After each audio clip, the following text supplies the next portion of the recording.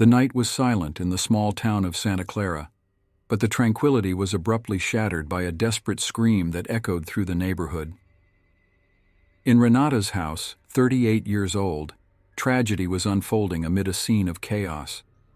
The living room was in disarray, furniture overturned, and objects scattered across the floor, as if a storm had passed through. Renata lay sprawled on the floor, her body motionless, with visible marks of struggle. The silence that followed the confusion was deafening, interrupted only by the sound of Lucas's cell phone, her 16-year-old son vibrating in shock. "Call emergency, please, someone help, my mom, she is," Lucas stammered, his voice choked with pain and panic. He could hardly grasp the gravity of the situation, the image of his mother lying on the floor still etched in his mind. With trembling hands, he dialed the number, his breathing quick and irregular. On the other side of the house, Carlos, the husband, was in a corner, visibly nervous, with wide eyes and the expression of someone who had just seen a ghost.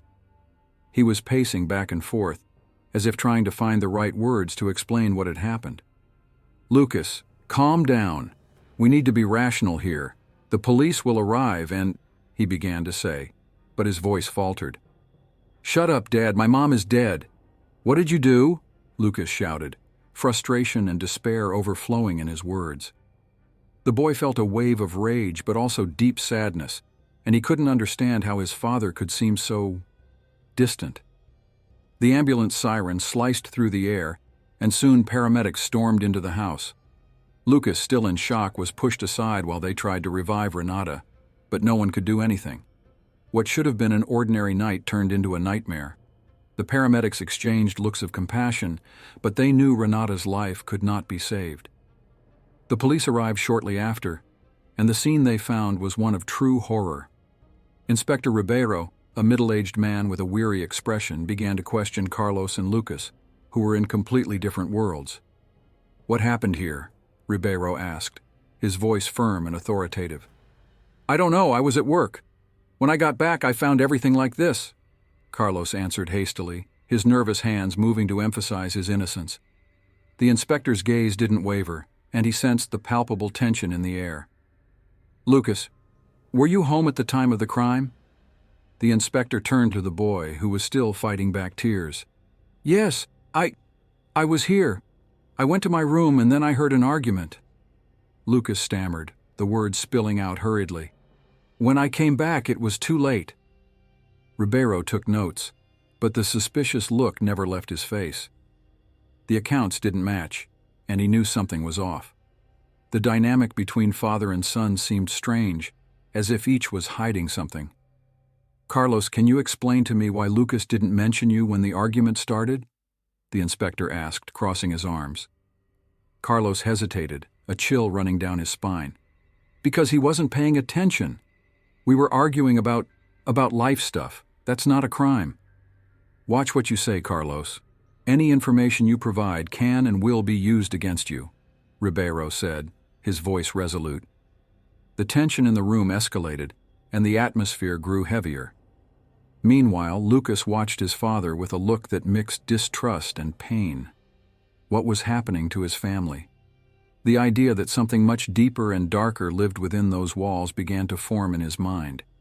He recalled past moments, silent fights that unfolded between the two adults, but he never imagined it could end like this. With more police arriving and the scene unfolding in a frenzy of questions and answers, Lucas saw his father being led to a corner, while he himself was removed from the environment. The image of his mother was still engraved in his mind, and the feeling that everything had changed forever settled like a shadow over him. Thus, the night, which should have been peaceful, turned into a spiral of pain and distrust, where the truth began to get lost amidst dark secrets. The atmosphere in the police station was thick with tension. The cold white walls reflected the fluorescent light, creating an even more oppressive atmosphere. Lucas sat at the interrogation table, his trembling hands resting on the cold surface. He looked around, observing the detectives preparing to question him. His heart raced in his chest, and his mind wandered between confusion and despair.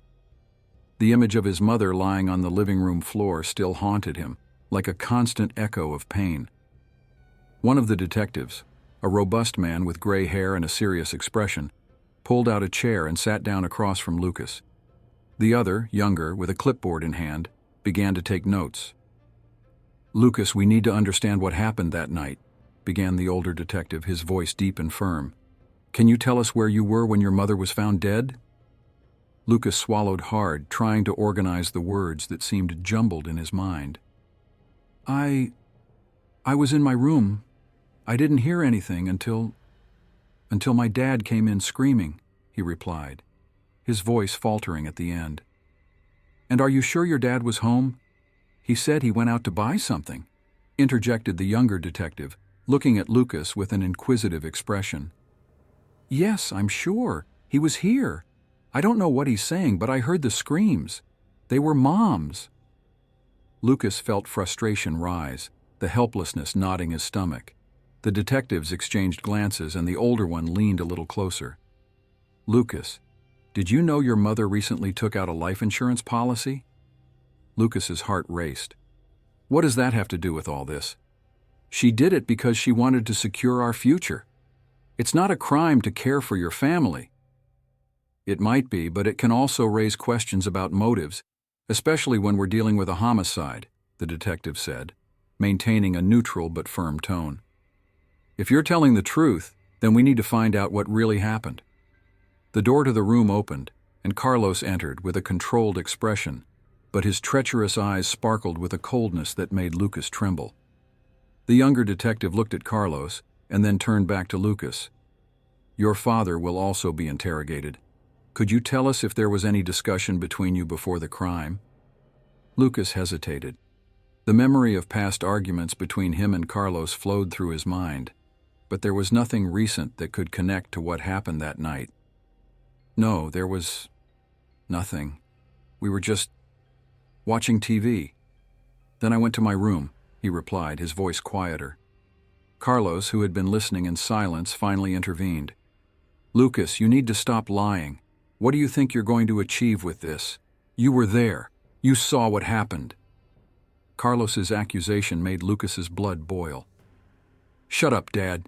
You have no idea what happened. You were there and you know it," Lucas shouted, his anger spilling over as he stood up from his chair.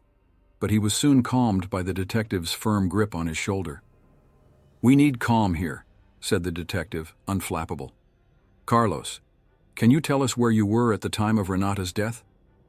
Carlos took a deep breath, as if preparing for a performance. "I was out, as I already said. I went to the store, and when I got back, I found Lucas in shock. He was near the body, and the scene was horrific." Lucas felt as if he were in a nightmare. "You're lying. You came back from the store, and then all of this started." His voice was filled with desperation, but Carlos just smiled, a smile that didn't reach his eyes, a smile that spoke louder than words. The detectives exchanged glances again, the tension in the room rising. A neighbor who lived nearby had reported hearing screams coming from the house before the crime. The echo of raised voices and past arguments began to resurface in Lucas's mind, mixing with his despair. What else could they discover? What was the truth behind that fateful day? The door to the room slammed shut, and Lucas felt the weight of guilt and accusation about to crush him. He was now the prime suspect, and the only thing left was the desperate search for answers amid the turmoil of lies.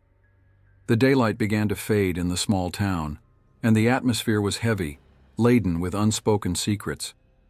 The investigation into Renata's death was progressing, and the pieces of the family puzzle were starting to fit together in a disturbing way. The police decided it was time to investigate Renata's past, leading them into a labyrinth of debts, disillusionments, and betrayals. Meanwhile, Lucas was in a dark room at the police station, surrounded by cold walls that seemed to close in on him. He had found a journal of his mother's, hidden under a loose floorboard in her room. The notebook was battered, its pages yellowed with age, but what it contained was more disturbing than he could ever have imagined. With a racing heart, Lucas read the words his mother had written, each sentence plunging him into a pain he hadn't known existed. "Carlos is not who I thought he was. He promised me the world, but he is leading me to ruin," one passage began. Lucas closed his eyes, trying to process the revelation. He remembered how his mother often seemed anxious, as if she were hiding something. "If only I had the courage to break free," the sentence continued, and Lucas felt a lump in his throat. The idea that his mother had considered leaving him and Carlos was a devastating blow. The following pages contained accounts of heated arguments between Renata and Carlos, where promises of love turned into screams and threats. He said that if I left him, I would never see Lucas again. "Fear consumes me, but I need to find a way out," she had written in a tone that mixed despair and hope. "Lucas!" The voice of the policewoman who entered the room pulled him from his thoughts. "We need to talk about what you found." Lucas looked at her, his eyes filled with pain and confusion. "You don't understand. My dad, I can't believe he was treating her like that." "We need you to tell us everything, Lucas. Any detail could help us. What else do you know about their relationship?" the policewoman insisted, pulling up a chair to sit beside him. "I don't know. I just wanted them to stop fighting. There were nights when I heard them yelling, but I never thought it would come to this," Lucas replied, his voice choked. On the other side of town, Carlos was at home, surrounded by an air of arrogance that only those with something to hide can exude. He looked out the window, watching the police activity and the curious neighbors gathering in groups. The phone rang, and Carlos answered quickly, his expression shifting from disdain to concern upon hearing the voice on the other end. "Yes, I know you're worried, but I can't let this reach you. What happened was an accident. I didn't mean to hurt her," Carlos said, his voice low and tense. "You need to make sure Lucas doesn't find out. He can't know what really happened. If he knows, everything will be lost," the voice on the other end said, filled with urgency. Carlos hung up the phone, his face already twisting in a mix of anger and fear. He was not only worried about Lucas, he feared for his own safety. It was a web of lies and deceit, and the more he tried to pull away, the more entangled he became. The anonymous call had given him a clear warning, and the idea that he could lose everything he had built left him on high alert.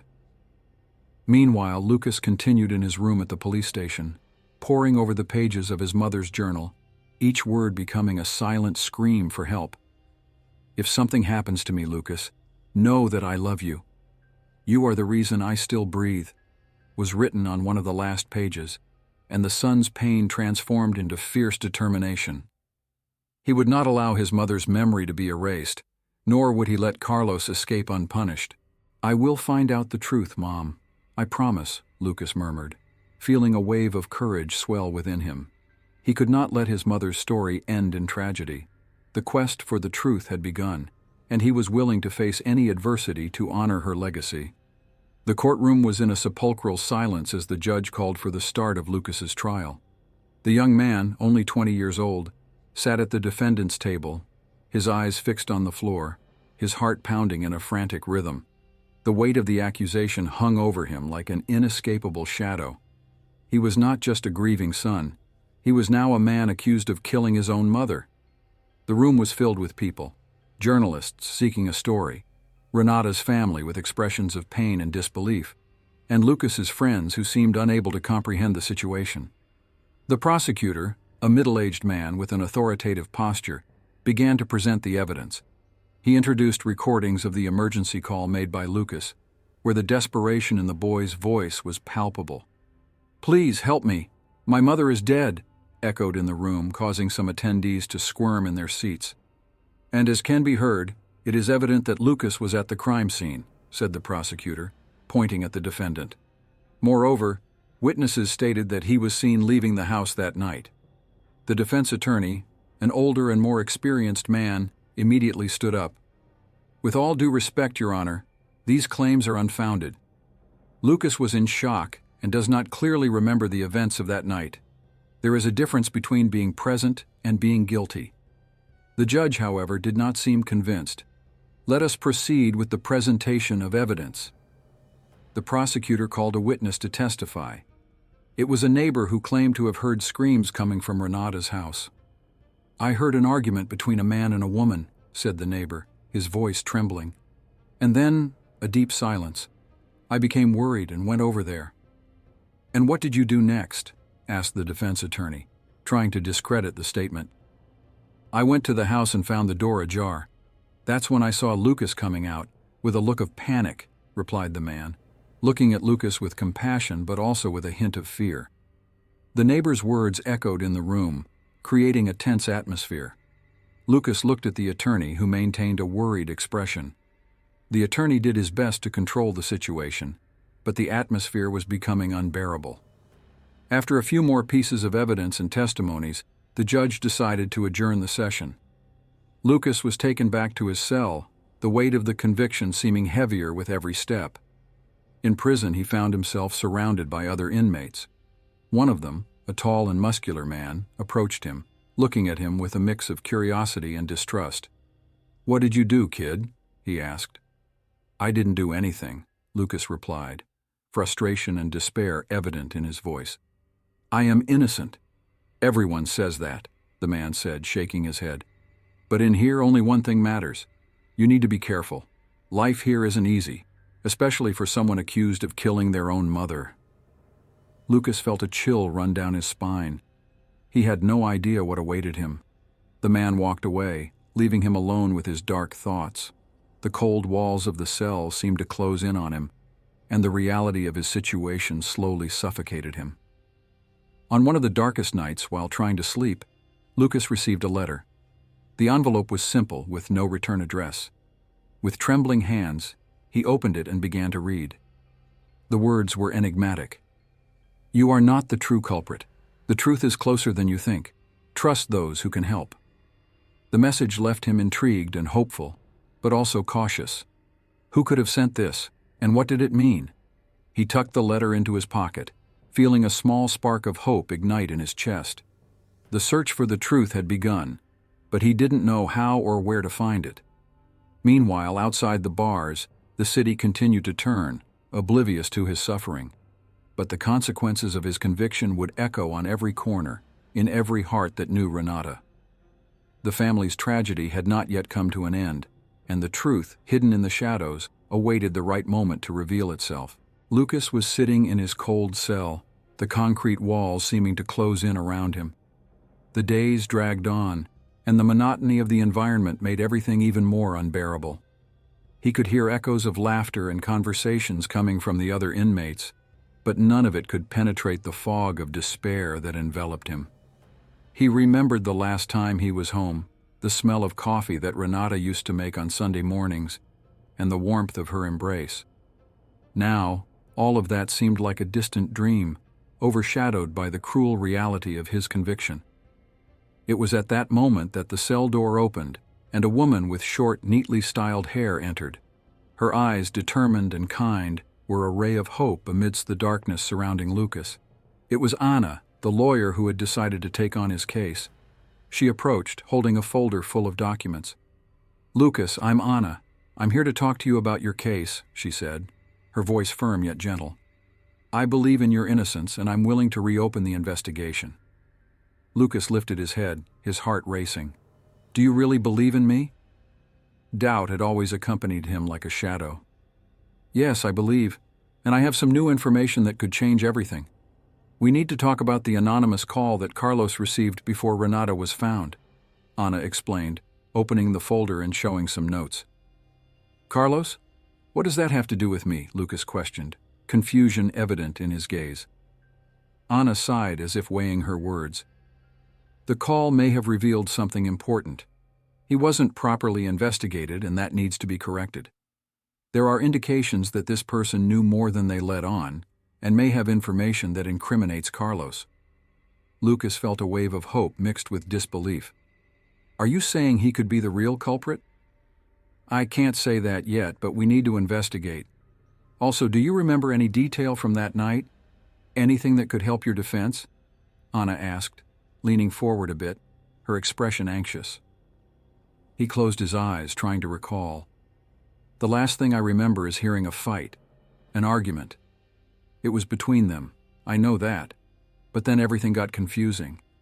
I was in my room trying to ignore it. Then I heard my mom's screams." Anna quickly noted everything. "That's valuable, Lucas.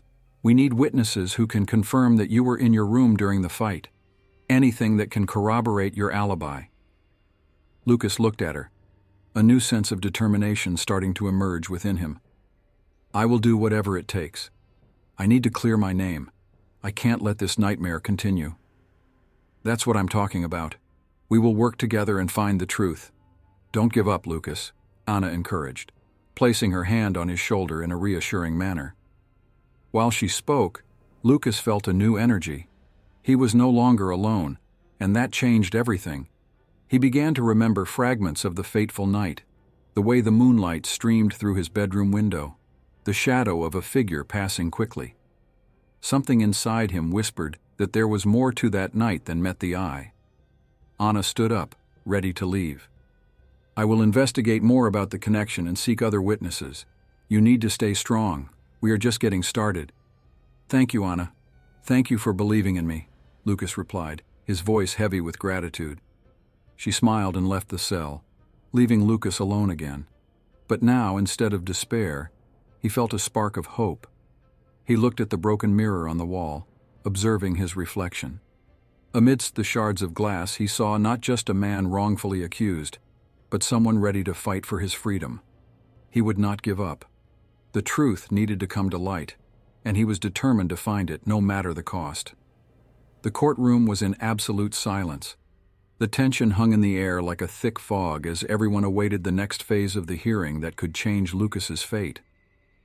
Anna, the determined lawyer, was seated at the defense table, reviewing documents with a concentrated expression. The judge called the room to order, and the murmur of conversations ceased abruptly. "We call the defense witness," Anna announced, her voice steady, but with a slight tremor of nervousness. Lucas's heart raced as he watched the door open. A middle-aged man with graying hair and a worried expression entered the room. He was the neighbor who had heard the screams on that fateful night. "Please tell the court what you saw and heard that night," Anna requested, gesturing for the man to approach the microphone. "I was home watching television when I heard an argument coming from the family's house," the neighbor began, his voice trembling. "It was intense, shouting. It sounded like someone was in danger. Then I heard a loud noise, like something heavy had fallen. After that, everything went silent." "Did you recognize the voices?" Anna asked, her eyes fixed on the man. "I recognized Renata's voice, but I couldn't identify the others who were there. Then I saw a shadow leaving the house, but I couldn't see the face. It was too quick," he replied, looking down as if the memory troubled him. Carlos, who was seated at the other table, paled. The confident expression he maintained began to unravel. The pressure was mounting, and Anna knew the moment was approaching. She turned and called the next witness. "Now, I would like to present a recording," Anna said, pressing a button on her laptop. The room fell silent again as the recording of the emergency call made by Carlos played. His voice, nervous and hurried, filled the room. "My God! My wife is dead! I don't know what happened!" he shouted, while the operator tried to calm him.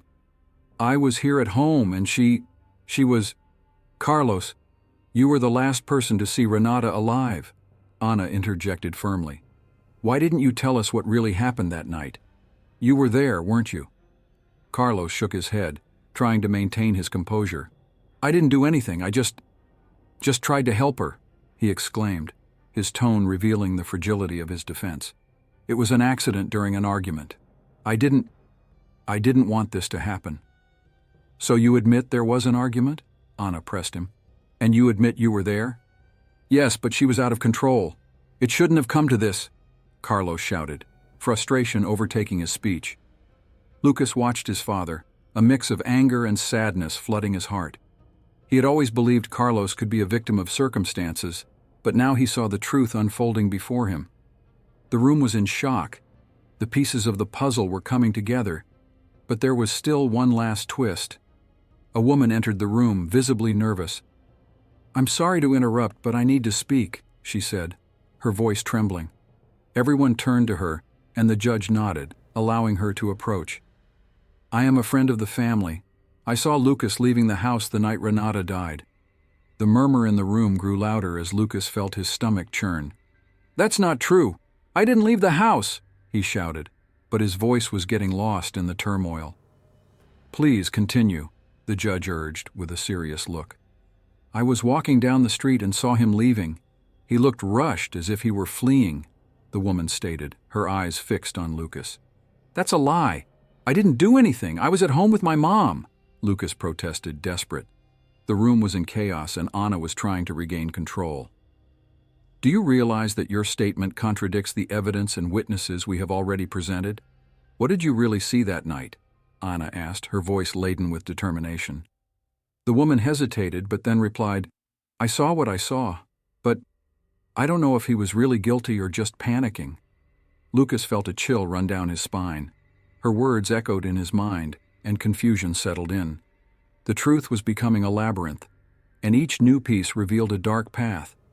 The hearing continued, but there was a sense of tragedy enveloping everyone. And as the truth began to emerge, an unexpected recording from Renata surfaced, revealing a plan she had to expose family corruption. The climax of the hearing left everyone longing for what they truly desired: the truth and peace.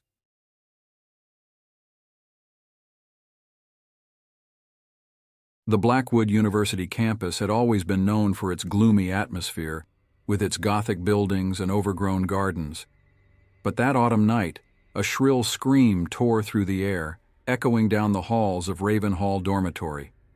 Sarah, a 19-year-old freshman, was returning from a party when she heard the terrifying sound.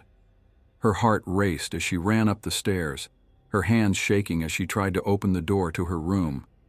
What Sarah found upon entering the room would haunt her forever. Her roommate, Emily, lay on the floor in a pool of blood, her wide eyes fixed on the ceiling. Emily's body was twisted at an unnatural angle, her limbs bent in ways that defied human anatomy. Sarah felt bile rise in her throat as she noticed that parts of Emily's body seemed missing. With trembling fingers, Sarah grabbed her cell phone and called the police, her voice choked with hysterical sobs. Within minutes, sirens cut through the silence of the night, and the campus was flooded with red and blue lights. Detective Jack Thompson was the first to enter the crime scene, his face hardened by years of experience visibly paling at the sight of the body. "My God," he murmured, turning to his partner. "In all my years, I've never seen anything like this." The crime scene was a logistical nightmare. The room, once a cozy space shared by two students, was now a labyrinth of horror. Blood splatters dotted the walls in chaotic patterns, as if someone had painted the room with a macabre brush. Emily's personal belongings were scattered across the floor, many of them broken or stained red. The most disturbing aspect, however, were the marks on the walls. Deep scratches that appeared to have been made with human nails formed strange symbols and unintelligible words. Detective Thompson felt a chill run down his spine as he noticed that some of the scratches looked fresh, as if they had been made moments before his arrival. As the forensic team began their meticulous work, Thompson turned to Sarah, who was trembling uncontrollably in a corner of the hallway. Her eyes were glazed, fixed on an invisible point, and she was mumbling incoherent words. "Miss," Thompson said softly, trying not to scare her further, "I need you to tell me everything you saw and heard tonight." Sarah blinked slowly, as if emerging from a trance. When she finally spoke, her voice was nothing more than a hoarse whisper. I heard a scream. I thought it was just someone messing around, you know? But then there was silence. A silence so deep it hurt my ears. And then I heard something moving in the room. It wasn't footsteps, it was like something was dragging itself." Thompson frowned, making quick notes. "And when you entered the room?" Sarah swallowed hard, fresh tears welling in her eyes. I saw Emily. But it wasn't just her. There was something on top of her, something dark and twisted. But when I blinked, it was gone. Only Emily was there." The detective felt the hairs on the back of his neck stand up. He had heard similar stories before, whispered in the dark corners of the police department, but had always dismissed them as the fertile imagination of traumatized witnesses. Now, facing the terrified eyes of Sarah, he wasn't so sure. In the days that followed, the Blackwood University campus transformed into a nightmare scene. Students walked in groups, nervously glancing over their shoulders. Ravenhall dormitory was emptied, with many refusing to sleep in the building. Wild rumors spread like wildfire, each more bizarre than the last. Some said Emily had fallen victim to a satanic ritual. Others whispered about a serial killer targeting students. The darkest theories spoke of something supernatural, a malevolent entity that fed on fear and the flesh of the young. Thompson and his team worked tirelessly, but every lead seemed to lead them to a dead end. The physical evidence was confusing and contradictory. The DNA found at the scene matched no known database. And even more disturbing, the surveillance footage from the dormitory showed only static at the time of the murder. A week after the crime, Thompson was called back to the dormitory. A student had reported strange sounds coming from Emily's sealed room. With his heart in his throat, the detective broke the seal and entered the room, his gun drawn. The smell of decomposition hit him like a punch, but it wasn't that which made his blood run cold. The walls, once covered with the mysterious scratches, were now clean. In place of the symbols was a single phrase written in twisted handwriting. "She was not the first. She will not be the last." Thompson stumbled out of the room, his world spinning. He knew deep in his soul that this case was beyond his understanding. Whatever had killed Emily was still there, lurking in the shadows, waiting for its next victim. And as night fell over the Blackwood University campus, a cold wind blew through the empty halls of Ravenhall Dormitory, carrying with it the distant echo of a cruel and inhuman laugh. The weeks dragged on, and the pressure on the Blackwood Police Department grew exponentially. The media had turned Emily's murder into a circus, with reporters lurking in every corner of the campus. The police chief, a burly man named Frank Hollister, did not hide his frustration with the lack of progress in the investigation. "Thompson," Hollister bellowed, his voice booming through the precinct, "I want answers, and I want them now. We have a university in panic, parents threatening to sue, and you're telling me we have nothing?" Detective Jack Thompson ran a hand over his tired face, the deep bags under his eyes bearing witness to sleepless nights dedicated to the case. "Chief, we're doing everything we can, but there's something wrong with this case. The evidence doesn't make sense. The witnesses are too traumatized to be reliable, and—" "Enough with the excuses," Hollister interrupted, slamming his fist on the table. "I want a suspect, Thompson, and I want it by the end of this week, or you'll be driving a patrol car for the rest of your career." With the ultimatum echoing in his ears, Thompson dove back into the case with renewed determination. He re-examined every piece of evidence, re-interviewed every witness, desperately searching for something he might have missed. It was during one of those interviews that something finally changed. Sarah, Emily's roommate who had found the body, was sitting in the interrogation room, her vacant eyes fixed on a distant point. "Sarah," Thompson began softly, "I know we've been through this before, but I need you to try to remember. Was there anything at all that seemed out of place that night?" Sarah blinked slowly, as if emerging from a deep trance. When she spoke, her voice was a hoarse whisper. I wasn't sure before. I thought it was my imagination, but there was blood on my hands. When I woke up the next morning, there was dried blood under my nails." Thompson felt his heart race. "Sarah, are you saying you might have been involved in Emily's death?" The girl's eyes widened in panic. "No. I don't know. I don't remember anything after I went into the room. It's like there's a black hole in my memory." The detective knew he was treading on dangerous ground, but the pressure to solve the case was overwhelming. In the hours that followed, he pressed Sarah relentlessly, exploring every inconsistency in her story, every lapse in memory. As the night wore on, Sarah began to break down. Her answers became confused, contradictory. One moment, she vehemently denied any involvement. The next, she murmured about voices whispering in her head, ordering her to do terrible things. It was just before dawn that Sarah finally cracked. With tears streaming down her face, she looked at Thompson with tormented eyes and whispered, "I did it. I killed Emily." The case exploded in the headlines. "Roommate confesses to brutal murder." Sarah was arrested and formally charged, and for a brief moment it seemed that the nightmare had ended. But as the details of Sarah's confession came to light, disturbing doubts emerged. Lawyers and civil rights activists questioned the interrogation methods, alleging coercion and psychological manipulation. Sarah herself, now represented by a lawyer, recanted her confession, claiming she had been pressured into admitting to a crime she did not commit. The trial that followed was a spectacle of epic proportions. The courtroom was packed every day, with spectators eager for a glimpse of the alleged killer. Sarah, pale and fragile, looked like a shadow of herself, her eyes nervously scanning the crowd as if searching for something or someone. The prosecution painted Sarah as a calculating psychopath, a disturbed young woman who had killed her roommate in a fit of inexplicable violence. They presented the confession, the blood evidence, the lapses in memory as proof of her guilt.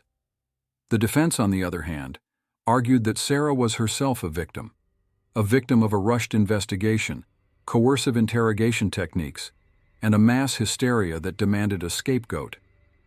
They brought in forensic psychology experts who testified about the dangers of false confessions and the malleable nature of human memory under extreme stress. But it was during Detective Thompson's testimony that the case took a truly bizarre turn. As he described the events of that fateful night, the courtroom lights began to flicker erratically. A cold, inexplicable wind swept through the room, causing those present to shiver. And then, in the middle of his testimony, Thompson stopped abruptly. His eyes widened in terror, fixed on a point above the judge's head. "It's here," he whispered, his face drained of all color. "The thing I saw that night, it's here." Chaos erupted in the courtroom.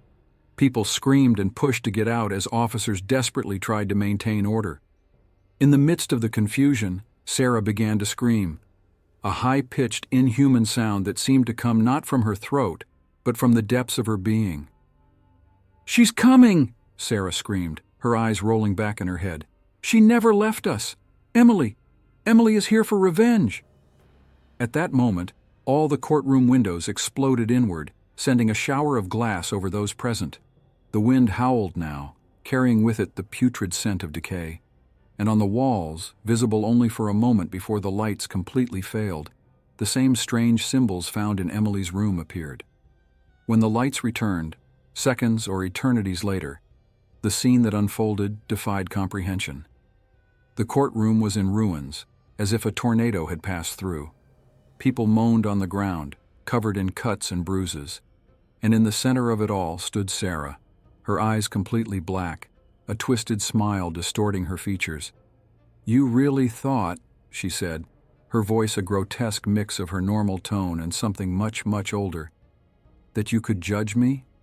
I am the judge, the jury, and the executioner, and all of you have been found guilty." With a wave of her hand, the courtroom doors slammed shut, locking everyone inside.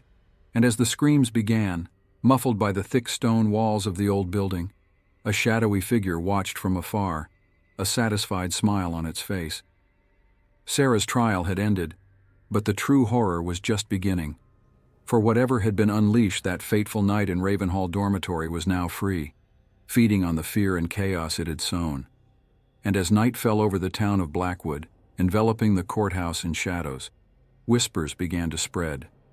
Whispers about an ancient curse, about an evil that had found a new home in the halls of justice.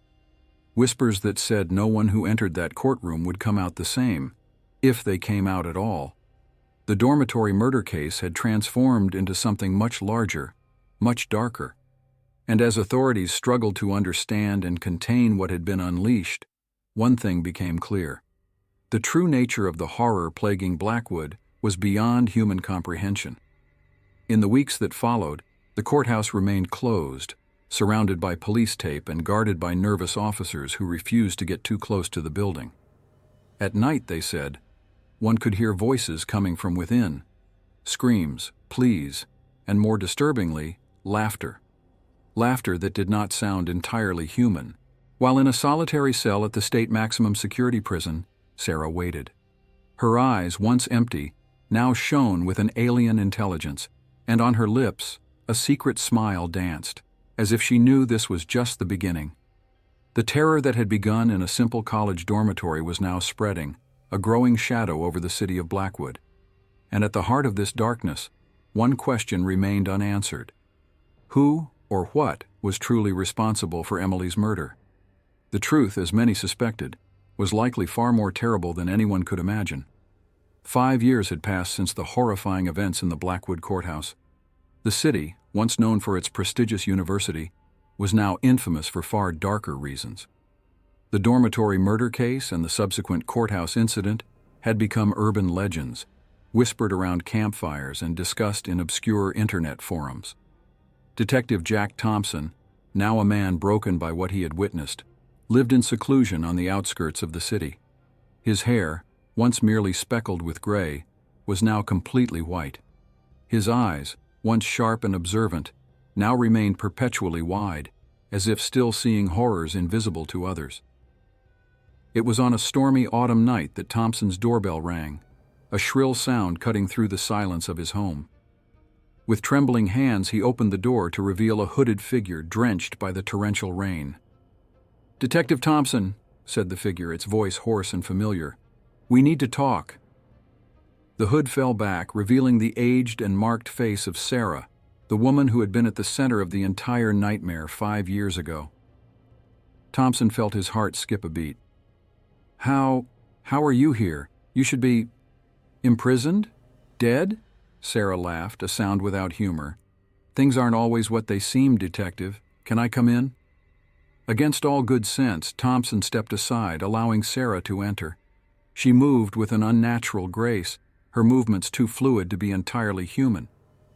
"Why are you here?" Thompson asked, his voice barely above a whisper. Sarah turned to face him, her eyes shining with a strange light in the dimness. "I'm here to tell the truth, Detective. The truth about what really happened that night in Ravenhall Dormitory. The truth about Emily, about me, and about what was unleashed." In the hours that followed, Sarah unraveled a story so bizarre and terrifying that the previous event seemed almost mundane in comparison.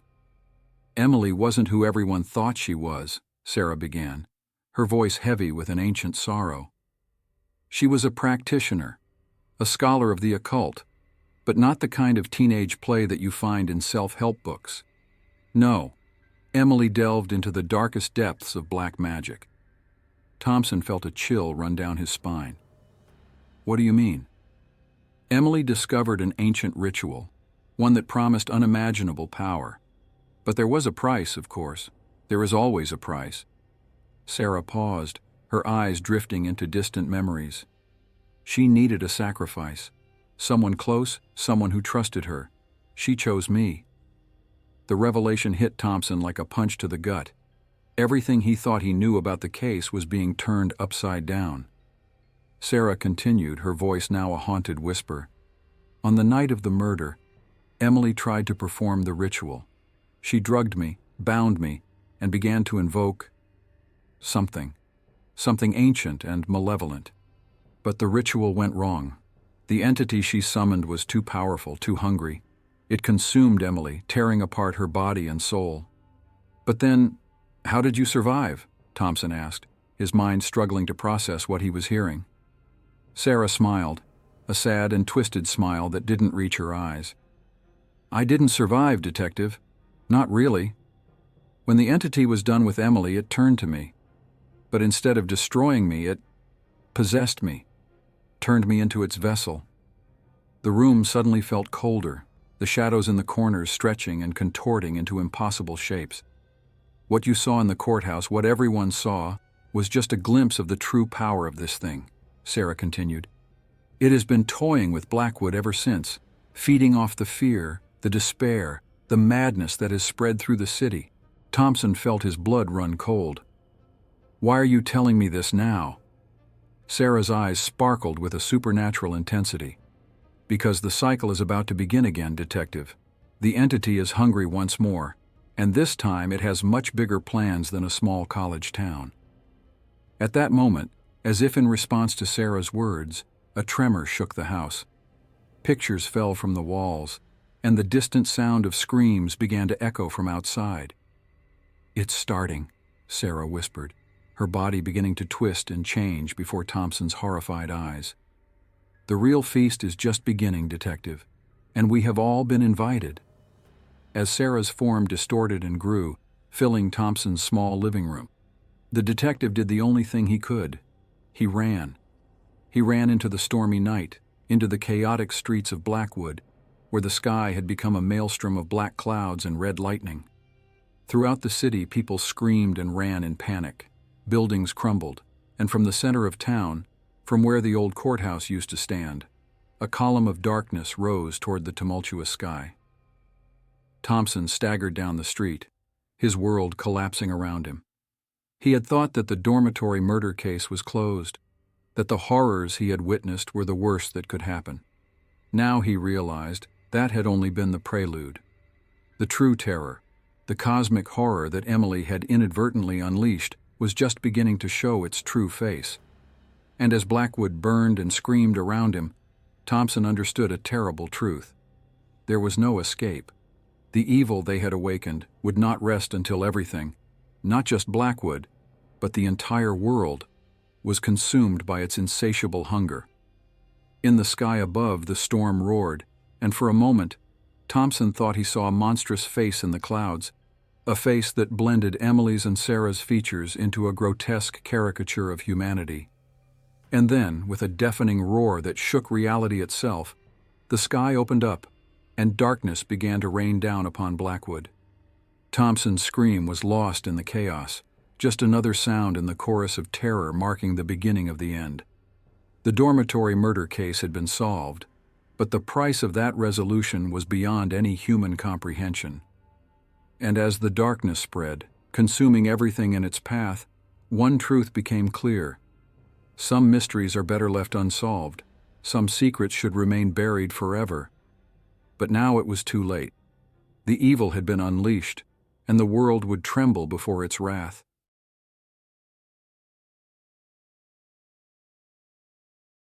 The sun shone brightly over the small Spanish village of San Rafael, tinting the sky a radiant blue as children played joyfully in a park. Among laughter and shouts of joy, Miguel, an 8-year-old boy with brown hair and curious eyes, ran after a ball with his friends. He was the joy of the neighborhood, always full of energy and imagination. His father, Javier, watched the scene from a nearby bench, surrounded by a few friends who shared stories and laughter. "Did you see how Miguel did in the last soccer game?" asked Roberto, one of Javier's friends, as he took a sip of his beer. "The boy is a real phenomenon. If he keeps this up, he's going to be the next Messi." "Yeah, I just hope he doesn't get too carried away and hurt his knee," Javier replied, smiling, but his expression soon turned serious. "Thank goodness Clara is at home taking care of our dinner. I need to go get her so we can prepare everything before night falls." As the friends continued to chat, Javier decided to go meet Clara. He got up and started walking toward the area where the children were playing. As he got closer, he noticed that Miguel was no longer running with his friends. He looked around, trying to spot his son among the laughter and shouts of the kids. A slight flutter of unease began to rise in his stomach, but Javier tried to ignore it. He must be around. He just wandered off a bit, he thought. After a few minutes, Javier decided it was time to call for Miguel. He approached the group of children. "Hey, where's Miguel?" he asked, trying to keep calm. The children's faces changed. "He was here playing, but now I don't know where he went," one of them replied, with a confused and worried look. Unease began to take hold of Javier. He looked around but saw no sign of his son. "Miguel!" he shouted, raising his voice. The echo of his call was lost in the air, mingling with the noise of the park. Javier started walking faster, calling the boy's name. Concern turned into desperation when he realized that Miguel truly was no longer there. What had once been a sunny, fun day was now turning into an impending nightmare. With his heart racing, he returned to his friends. "Miguel isn't here," he said, his voice trembling. "I can't find him." The friends stopped laughing, expressions of worry spreading across their faces. "What do you mean?" Roberto asked, trying to grasp the gravity of the situation. "I don't know. He was here and now he's gone," Javier replied, his voice faltering. "We need to search for him. Now!" The friends immediately got up.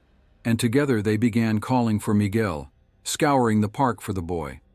The light and cheerful atmosphere that had once dominated the area gave way to a tense and fearful ambiance. Other parents, noticing what was happening, began to join the search, increasingly alarmed. "Let's divide the area," suggested a woman, her voice firm. "Some of us can go to the woods near the park. Others can stay here and ask the kids if anyone saw anything." Night began to fall, bringing with it an oppressive darkness that settled over the village. The search intensified, but with each passing minute, hope seemed to wither.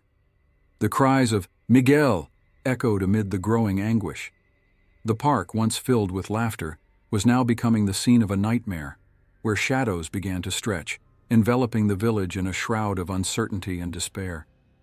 "He has to be around here," Javier murmured to himself as he looked around, his heart heavy. "Where are you, my son?" The sun was starting to set over the small village, casting long and haunting shadows over the park where Miguel had last been seen. Javier, with a heavy heart and a confused mind, walked through the green grass, his gaze fixed on the ground, as if waiting for his son to appear at any moment. The tranquility of the place now felt like a cruel irony. The laughter of the children who had played there before had turned into a distant echo, suffocated by the tension that hung in the air. The presence of the police had become constant. 2 officers stood talking quietly, but Javier could hear snippets of their words which reverberated in his mind like a disturbing mantra. "Nothing yet, and we need to intensify the search," were the phrases that struck him the hardest. He felt a wave of despair wash over him. Miguel was just a child. His absence couldn't be reality. "Javier!" Clara suddenly appeared, her voice trembling and anxious. She approached him, her eyes reflecting concern. I came as fast as I could. How are you?" "How do you think I am, Clara?" Javier's response came out harsher than he intended. "My son is missing. I can't just sit here waiting." Clara stepped forward in an effort to touch his arm, but he pulled away. I know, I'm here to help. What do you need me to do?" "Help look for him then! Help look for Miguel!" His eyes were filled with frustration and pain. He didn't want to fight with her, but the anguish was making it unbearable. This isn't the time to be nervous or worried about what others think. Clara took a deep breath, trying to remain calm. "Let's gather the people from the village. We can organize a more effective search. Together we can find him." He hesitated, but the idea seemed to make sense amidst the chaos. Javier slowly nodded, and Clara quickly went to join a group of people approaching, already discussing a plan. Meanwhile, he moved away, heading toward the entrance of the park, where the memories of Miguel were most vivid. The swing he loved so much was still there, swaying slightly in the wind, as if waiting for the boy's return. As Javier got lost in his thoughts, a group of children approached, their voices murmuring among themselves. He turned, curious and apprehensive. One of the girls, with light hair and a pink bow, stepped forward. "Mr. Javier," she said in a hesitant voice, "we saw Miguel." Javier's breath stopped for a moment, and he crouched down, looking into the child's eyes. "You saw? Where? What happened?" "He was talking to a man, in a van. It was a white van, I think," the girl replied, her eyes wide with fear. "We were playing and he seemed happy, but then the van drove away." "A white van?" Javier repeated, adrenaline coursing through his veins. "Do you remember anything else? What did the man look like?" She shook her head, still frightened. "I don't know. Just that he had a very strange smile." The girl's statement made Javier's heart race. He quickly stood up and went to Clara, who was organizing the search with other villagers. "Clara, you won't believe it. One of the kids saw Miguel talking to a man in a white van." Clara's eyes widened. "A van? That's important. We need to tell the police immediately." Javier nodded, and together they ran to the police officers who were by the park, quickly explaining the situation.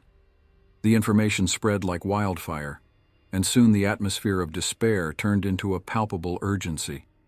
The search for Miguel now had a new focus, and hope, although fragile, began to seep through the shadows surrounding the village. As night approached, the villagers gathered, ready to face the unknown, armed with flashlights and determination.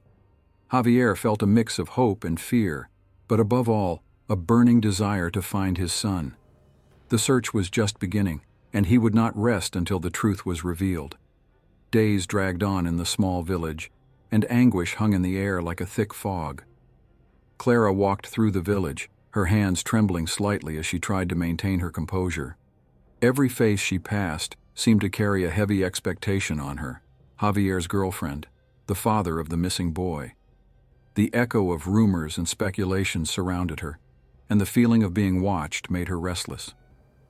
That morning, Clara decided to go to the park where Miguel had been seen last. The place was deserted, except for a few dry leaves dancing in the wind, creating a melancholic scene. The shadows of the trees seemed to stretch toward her, as if the very space was remembering the boy who would never return. As she crouched down to take a closer look at the ground, something caught her attention. In the grass, a small piece of children's clothing, a blue shirt with a dinosaur print, was partially buried. Clara's heart raced. "It can't be," she murmured, her eyes widening in horror. This place had already been searched by the police, and the idea that something could have been left behind sent a chill down her spine. With the shirt in her hands, Clara ran to Javier's house, anxious and terrified. "Javier, you need to see this!" Clara shouted, breathless, as she entered the house.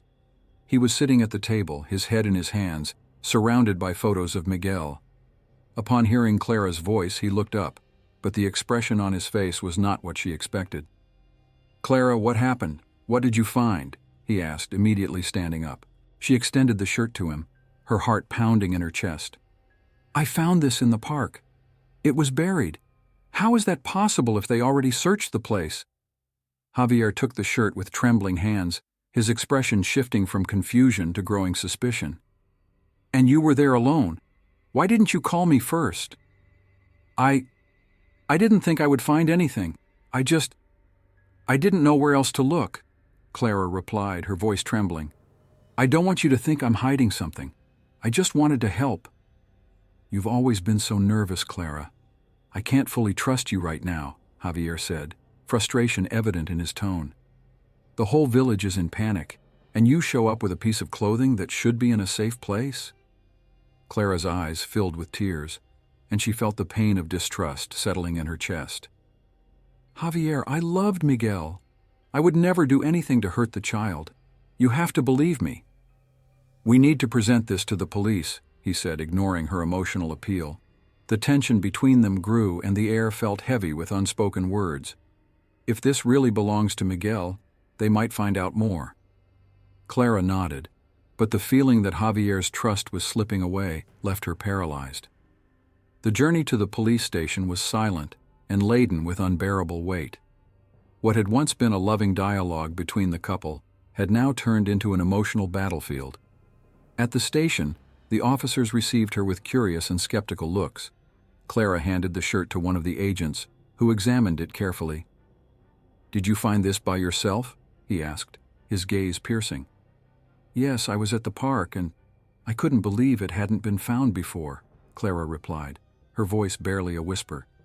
"Are you sure you weren't there with someone?" the officer pressed, his expression unyielding. Clara hesitated. "No, I was alone. I just wanted to find Miguel." As the conversation continued, Javier stood in a corner watching. The look that had once been filled with love was now a mix of distrust and fear. He couldn't shake the thought that Clara might somehow be involved in the disappearance of his son. The feeling of betrayal began to infiltrate his mind, suffocating the hope that remained. The police began asking more pointed questions, and Clara, under pressure, tried to remember every detail, every movement. But the investigators' gazes were like knives, cutting through her defenses. "Why were you at the park, Clara? What exactly were you doing there?" I just wanted to help," Clara exclaimed, her voice choked. "I thought maybe I could find something that the others hadn't found." "Or maybe you knew more than you're saying," one of the officers insinuated, making Clara feel as if she were being cornered. The tension in the air became unbearable, and Clara realized that, at that moment, the truth could be a shadow that would follow her forever. The shadows of the village were now not only those of pain and loss, but also of distrust and fear, enveloping everyone in a web of uncertainty. Clara sat in a cold, austere room at the police station, her heart racing uncontrollably. The fluorescent light above her seemed to amplify the tension in the air. Detective Martinez, a robust man with a penetrating gaze, crossed his arms and looked at her with an unwavering expression. His eyes were like a blade, cutting through the facade of calm that Clara was trying to maintain. "Clara, we need to be direct. You were the last person to see Miguel before he disappeared. Why were you in the area of that clothing?" Martinez asked, his voice firm and authoritative. She hesitated, her mind in turmoil. I was just passing by. It wasn't anything serious. Those clothes aren't mine," she replied, trying to keep her voice steady, but insecurity seeped through her words. "But you've been in that area several times. Why is that, Clara?" the detective pressed, leaning forward. "If you have nothing to hide, why don't you tell us what you were really doing there?" Clara felt the walls closing in around her. I can't explain. I just wanted to help Javier find Miguel." Her voice rose slightly but soon turned into a whisper. "I'm just as worried as everyone else." Martinez watched her every move. "We know you have financial problems, Clara. There are rumors you've gotten involved in some complicated situations. Could that be related to what happened?" The mention of her financial difficulties made Clara's face pale. She remembered the mounting pressure, the bills to pay, and the weight of expectations surrounding her. "No, it has nothing to do with that. I just wanted to help Javier." "But what if that help cost more than you were willing to pay? What were you doing near Miguel's house?" the detective insisted, leaving no room for evasions. As Clara struggled to find words that could divert attention from her true concerns, Javier was at home, rummaging through boxes and documents that belonged to Clara. He couldn't shake the feeling that there was more to the story. The urgency to uncover the truth drove him to dig deeper. He found papers revealing a series of debts accumulated in Clara's name, and with each page he turned, his stomach twisted with growing suspicion. "I curse the day I met her," he murmured to himself, holding a collection letter bearing a creditor's signature. The words about an unpaid loan screamed at him, and the idea that Clara might be in desperation unsettled him. "What are you hiding, Clara?" At the police station, Clara was still trying to hold it together. "Please, I have nothing to do with this. I just want Miguel back," she pleaded, tears beginning to well in her eyes. Martinez was not swayed by emotion. "We're here to uncover the truth. If you truly had nothing to do with this, you need to help us. You were seen on multiple occasions near Miguel's house. We need to understand why." The detective's words hit her like a blow. Clara remembered moments when she had gone to that house, moments she couldn't explain without revealing the secrets she kept. I just wanted to see how he was doing. I'm not a criminal," she shouted, her voice echoing in the room. "So why were you there?" Martinez pressed. "The truth needs to come out, Clara. Every answer you withhold only increases our suspicions." Javier's phone rang abruptly, interrupting his thoughts. It was Rafael, a close friend and also a police officer. "Javier, we need to talk. There's something you need to know about Clara." Javier felt a wave of anxiety. "What happened, Rafael?" "She was seen on several occasions near Miguel's house. Some witnesses said they saw her in places you didn't know about. We need to understand what's really going on," Rafael said, his voice grave. Javier felt his heart sink. "It can't be. She wouldn't do that. I trust her." "Trust isn't enough, my friend. We need proof. Don't rush into anything, but you need to know that things aren't what they seem," Rafael insisted. Javier hung up, his face pale, and doubt began to consume his mind. What else didn't he know about Clara? He recalled moments that seemed normal, but now morphed into shadows of distrust. He knew he needed to confront her, but the thought terrified him. "What are you hiding, Clara?" he thought, feeling the weight of the unknown approaching rapidly. The tension in the village had reached an unbearable point. Clara, now surrounded by everyone's distrust, walked the streets with her head down, her eyes filled with tears. Her mind was a whirlwind of emotions. The weight of guilt and social pressure suffocated her. She couldn't understand how her life had turned into a nightmare. When she had found Miguel's piece of clothing, her heart had raced. She knew that it would make her the prime suspect, but in those moments of desperation, she hadn't thought of the consequences. At Javier's house, the atmosphere was one of mourning and anger. He stared at the picture of Miguel on the coffee table, an image of the innocent smile that now seemed a distant echo. Clara entered, hesitantly, and he glared at her with a cold look. "You knew where that clothing was, didn't you, Clara?" Javier's voice was a mix of pain and accusation. "Javier, I swear I had nothing to do with this. I just found it. I was desperate, just like you," Clara replied, her voice choked but full of sincerity. "Desperate? You've been acting strange from the start. No one else saw Miguel talking to a stranger except you." He stood up, rage overflowing. "How can I trust you now?" Clara felt a lump form in her throat. "I would never harm Miguel. He was a lovely child, and I cared about him."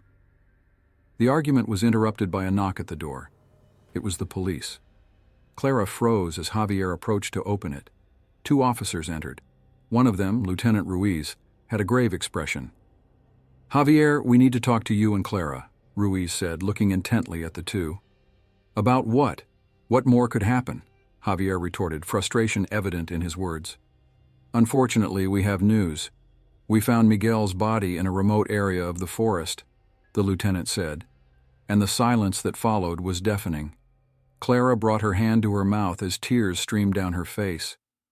Javier stood frozen, the reality of what had happened finally hitting him. He's dead?" Javier asked, his voice trembling as if he couldn't believe what he was hearing. "Yes, we need you to come with us to give a statement," Ruiz replied, his tone leaving no room for discussion. Clara felt the world crumbling around her. "Please, I can't do this right now," she pleaded, but Javier was already heading toward the door. "Come on, Clara, we need to know the truth," he said, determination mixed with desperation in his voice. As they left the house, the village seemed shrouded in a cloak of sadness and anger. The gazes of the neighbors were heavy as stones, each silently questioning what had happened to the child they all loved. Clara felt the stares piercing her skin, as if each one were a dagger. On the way to the police station, the atmosphere was tense. Clara looked out the car window, absorbing the pain that permeated the air. Her heart raced and confused thoughts flooded her mind. What had really happened? Why had life taken this dark turn? As soon as they arrived, they were taken to an interrogation room. Clara sat at the table, her hands shaking uncontrollably. Lieutenant Ruiz and another officer named Martins entered and sat across from her. "Clara, we need you to tell us everything you know. Any detail could be crucial," Ruiz said, his gaze firm. She took a deep breath, trying to gather the strength she had left. I don't know what else I can say. I just wanted to help, but everything got confusing. I wasn't in my right mind," Clara began to stammer, as memories and guilt wrapped around her like a web. "Confused about what? About your presence in the woods? About Miguel's clothing?" Martins interrupted, impatience evident. Clara closed her eyes, trying to organize her thoughts. "I'm not a criminal. I saw Miguel and he was so happy. Then I couldn't find him. I didn't know where he was. Let me go, I didn't do anything." Her words turned into a scream and the room fell silent. Ruiz exchanged a meaningful glance with Martins, both realizing that Clara was on the verge of a breakdown. The truth, however, was approaching, and the pressure on her was only increasing. The sound of the clock in the police station office marked time relentlessly as Clara sat across from the lead investigator, a man with a stern expression and penetrating eyes. The environment was tense and oppressive. Clara looked around, seeking comfort in any corner of the room, but found only the cold walls and security cameras watching her every move. The atmosphere felt heavy, as if the truth was about to be revealed, but she didn't know if she was ready for it.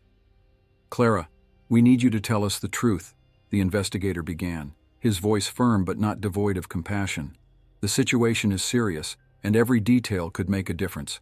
She took a deep breath, remembering Miguel, his laughter, his antics, and how life had changed in the blink of an eye. The memories were like daggers in her heart, but she knew there was no turning back. With trembling lips, she began to speak. I didn't do this alone. Javier knew. He was aware of what I intended to do. The words fell like a bomb in the room. The investigator raised his eyebrows, surprised, and made a quick note. Are you saying Javier was involved? That he supported your actions? Yes, Clara replied, her voice almost a whisper. He was in debt, desperate. I just wanted everything to end. Miguel was an obstacle. Javier thought that if he disappeared, we could start over. The revelation left the investigator in shock. He stood up and began to pace the room, processing the information. That's a serious accusation, Clara. We need proof. Do you have anything that corroborates what you're saying? Clara hesitated, recalling the moments when Javier talked about his debts, as if Miguel were a burden they couldn't carry. She remembered a document he had left at home, a loan contract that showed the severity of the situation. I can get the documents. He kept everything at home. The investigator looked at her seriously. If you're telling us the truth, this could be the key to solving this case.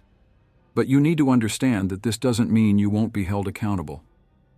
I know, Clara replied, tears streaming down her face. I didn't want this to happen. I just wanted Javier not to feel so pressured. With Clara's confession, the police began a frantic search of Javier's house. The investigator, now accompanied by other officers, turned every corner in search of documents that could corroborate Clara's story. It was in one of the closets, hidden under piles of clothes and paperwork, that they found what they were looking for: a series of loan contracts, all signed by Javier, and notes that made it clear the financial desperation he was facing. "This is enough," murmured one of the officers as he examined the papers. "We need to confront Javier." Within hours, Javier was brought back to the station. His face, a mixture of exhaustion and despair, couldn't hide the truth that now loomed over him like a shadow. When he entered the room, Clara's gaze met his. There was a mix of love, betrayal, and deep sorrow hanging between them. "Javier, you need to talk," the investigator said as soon as Javier sat down. "Clara revealed that you were aware of her intentions. This changes everything." Javier's expression hardened. He looked at Clara, who was now crying silently. "You shouldn't have done this," he said, his voice low but filled with anger. "What did you expect? That I would just let you incriminate me like this?" The tension in the room heightened. "Javier, you can save yourself if you're honest," insisted the investigator. "Tell us the truth about what happened. Miguel deserves justice." Javier hesitated, the weight of his choices crushing him. Finally, he took a deep breath and with a choked voice confessed, "Yes, I knew. I didn't want any of this to happen, but I was so desperate. I thought we could get rid of him and start over, but I never wanted this to end like this." Javier's words echoed through the room, and Clara, upon hearing the confession, felt as if the ground had crumbled beneath her feet. The mourning for Miguel mingled with despair for her own actions and those of Javier. There, in that moment, both knew that the truth had finally come to light, but at an irreparable cost. The village, marked by tragedy, now awaited justice anxiously, as the shadows of the village grew ever denser.